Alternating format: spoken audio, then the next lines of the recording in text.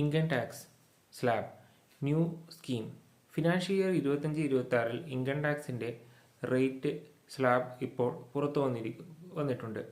4 ലക്ഷം മുതൽ 8 ലക്ഷം വരെ 5%, 8 ലക്ഷം മുതൽ 12 ലക്ഷം വരെ 10%, 12-നും 16-നും ഇടയിൽ 15%, 16-നും 20-നും ഇടയിൽ 20%, 20-നും 24-നും ഇടയിൽ 25%, 24-നും മുകളിൽ 30%മാണ് ഇൻകം ടാക്സ് വരുന്നത്.